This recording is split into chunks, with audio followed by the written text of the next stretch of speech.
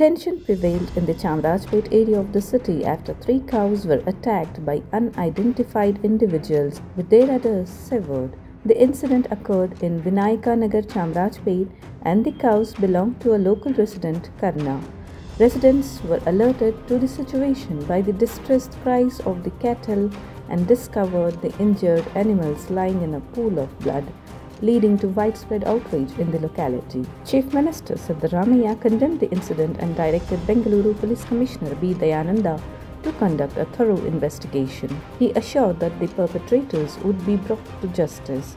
The Chief Minister, responding to queries on protests by certain groups, stated that efforts were being made to politicize the incident and reiterated his commitment to ensuring justice in the case. ನಾನು ಈಗ ತಾನೇ ಅಲ್ಲಿ commissioner ಜೊತೆ ಮಾತಾಡಿದೆ.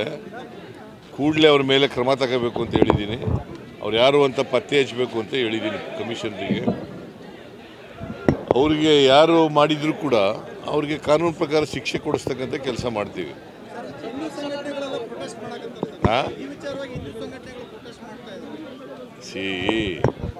ನನಗೆ ಗೊತ್ತಿಲ್ಲ ಯಾರು ಮಾಡಿದ್ದಾರೆ ಅಂತ.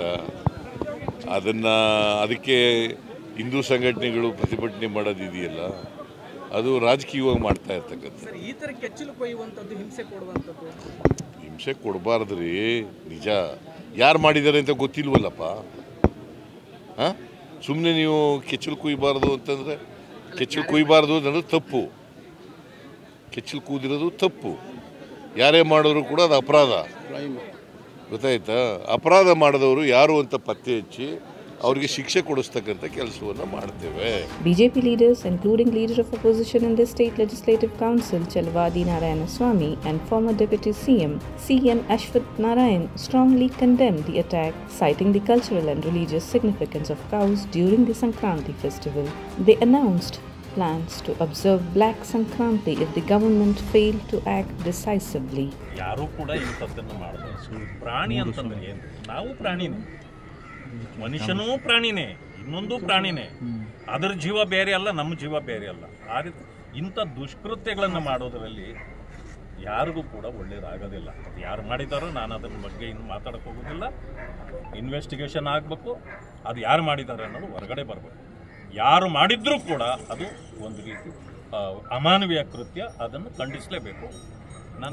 ನಾನು ಅದನ್ನು ಖಂಡಿಸ್ತೇನೆ. ಮುಖ್ಯಮಂತ್ರಿಗಳನ್ನು ನಾವು ಮುಖ್ಯಮಂತ್ರಿಗಳು ಸಾಮೂಹಿಕ ಮದುವೆಗಳು ಇದ್ದು ಆ ಹಿನ್ನೆಲೆಯಲ್ಲಿ ಬಳ್ಳಾರಿಗೆ ಹೋಗಿದ್ವಿ.